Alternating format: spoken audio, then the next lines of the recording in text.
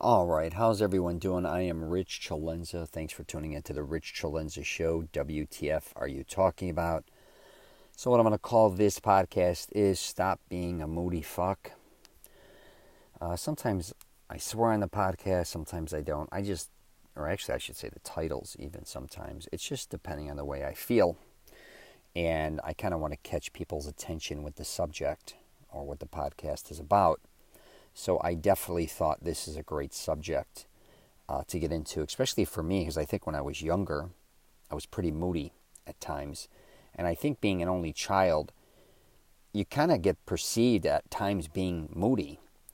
I was with my mom a lot, so after she got divorced at 5, it was just me and her. So I was used to a lot of silence and kind of just me being alone and being able to kind of do whatever I wanted within the house. I didn't have any siblings or anything at that point in time. But then at other times I have a massive family, so I would then get shuffled, not in a bad way. I would just go spend time with all my other aunts and uncles on both sides of my family, my mothers and fathers, and most of them, being Italian, obviously have or had a lot of kids.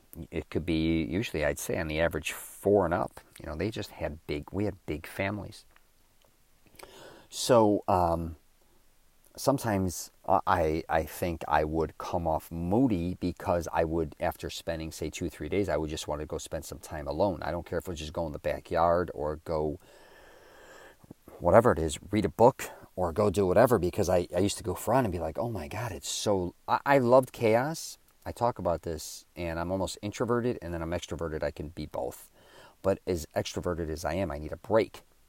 And I even realized that in my dad's bars, nightclub, I'd go upstairs, loud music, hanging out for a while, helping him, whatever. And then I had to go downstairs in his apartment just to get a break from it. And I think I may be wrong, but I think people that were raised as an only child may feel the same way. But I've actually heard these studies where a lot of, only children, or whatever you want to call them, if you were born the only child, which I ended up with 2, half brother and a half sister, but when I was younger, I didn't have any. But a lot of kids that grew up alone, I think, end up having bigger families, or they don't like being alone, which I'm actually quite the opposite. I'm very comfortable being alone. I actually love it. I could take it or leave it, but I really like it.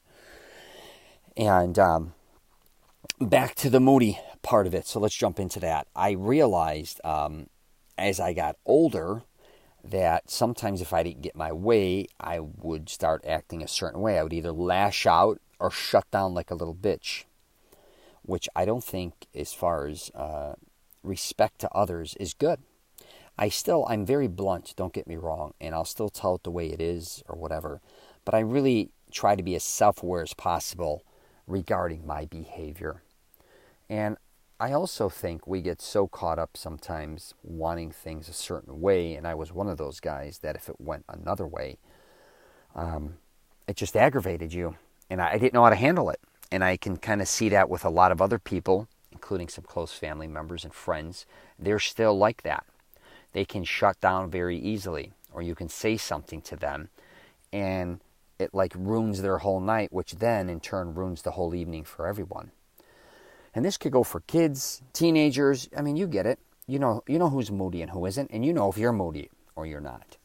But one of the things that helped me in my life, that I think worked out incredibly for me, and I'm just going to tell you, is stop being moody to that level and stop acting like a bitch. Other people have different agendas, and other people may say things to you. It's just words, and I get words hurt or whatever. It doesn't mean that you have to take everything so personal. And also, I think a lot of my moods came from depending on weird things. Like if I was hungry, I started acting like an asshole.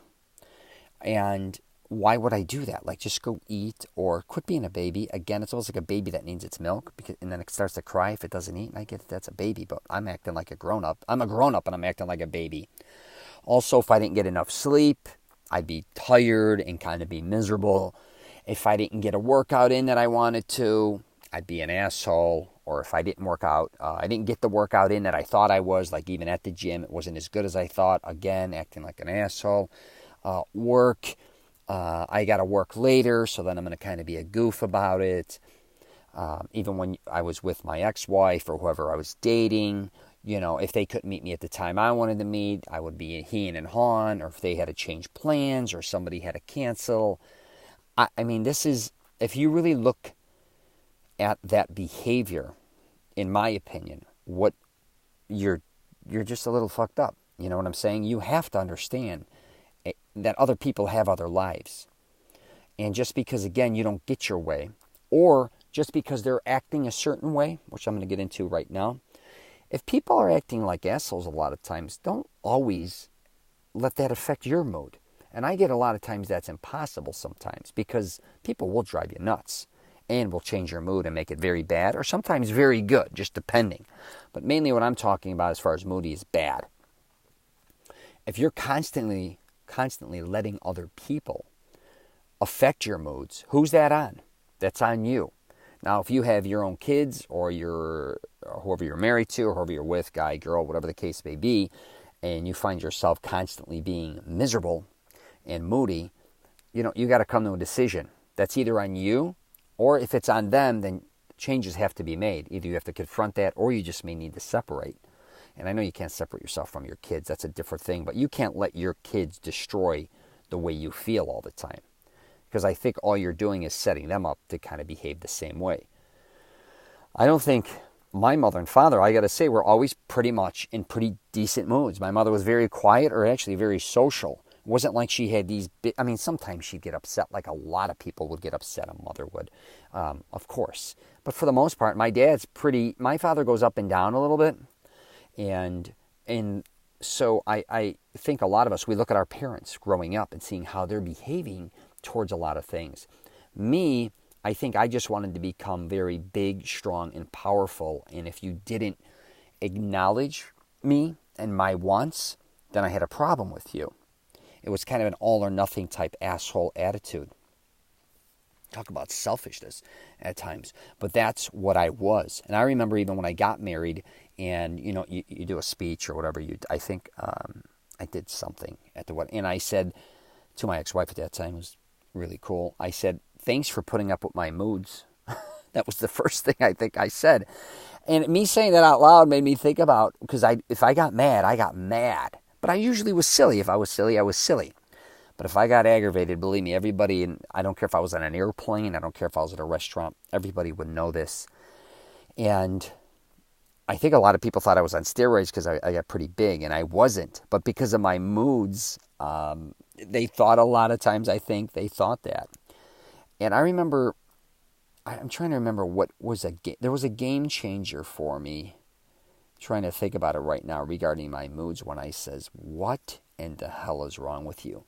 Maybe it'll come to me. But I remember having a moment where I almost, I stepped outside myself. It says, "What is wrong with you?"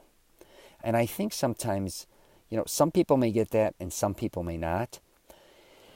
I don't think I caught myself in the mirror or something. It wasn't like that. It was just something that I saw. Okay, now I know what it was. I take that back. I'm not going to say who this is online, but I was hanging out with, when you get married, you're hanging out with different couples. I'm not going to say who it is. And this happened a couple times with one of the guys, and he got sick, and I went and visited him in the hospital, and the way he was behaving towards the nurses, and I was just shocked. And then we'd go out to eat, and the way he treated the server sometimes, I was again shocked. Just the way he was acting, and this is and I even go back to when I was in my later teens, early 20s, we'd go out with this couple as well. And the way he behaved, I was always like, God, this guy's a dick all the time. But when he was funny, he was funny.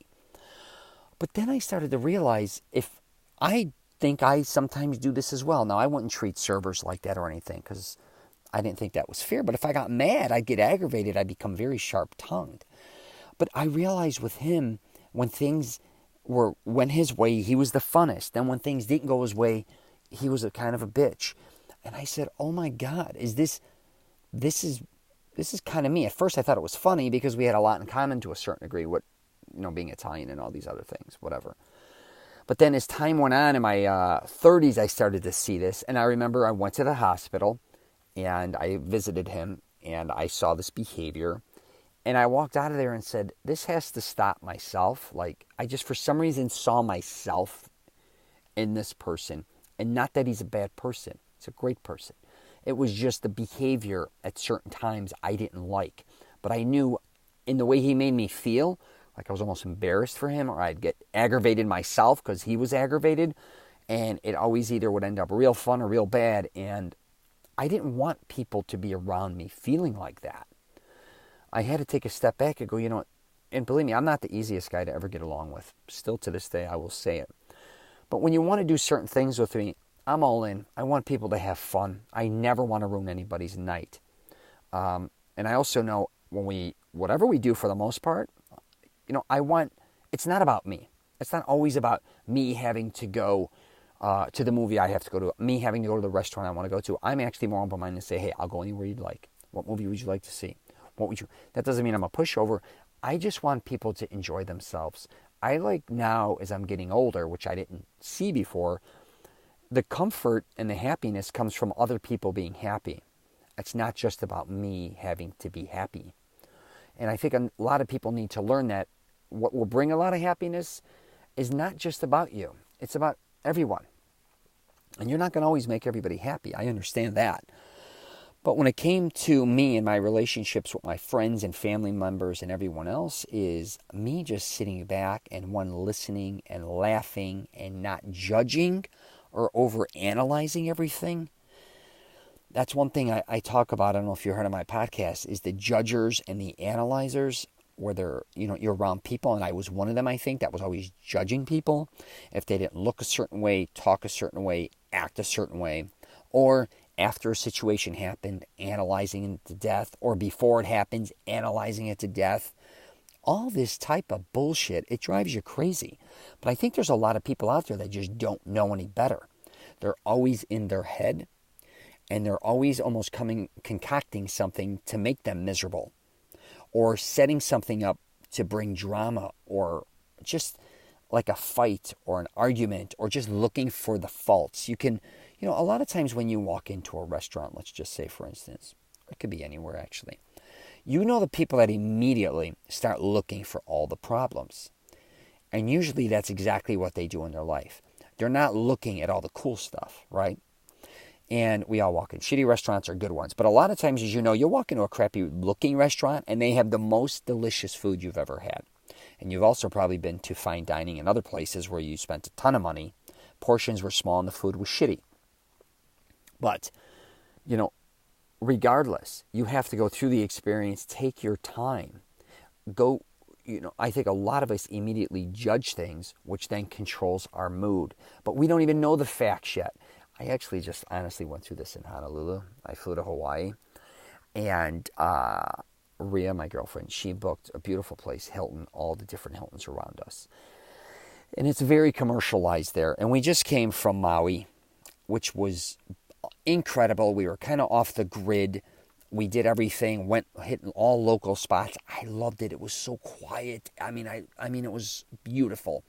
Then when we hit Honolulu, you could just tell it's a much busier city. Kind of reminded me of South Florida to a certain degree. If you threw in mountains, a lot more Asians than, white, older East Coast people, or whatever you want to call them, New York, Boston people, but a lot of Asians in Honolulu.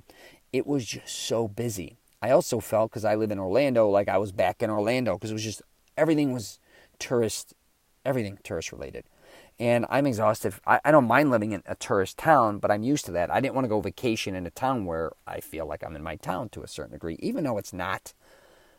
Believe me, Orlando, Florida, or South Florida is not Honolulu. And that's, you know what I mean, what I'm saying. But it's a similar kind of environment, especially with people. I was miserable.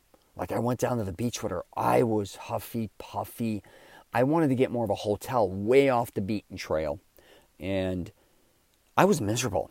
I had to sit back, though, like for an hour. We went down to the beach, and she was being cool. And, and she was almost feeling bad because she booked this place. It's an incredible resort.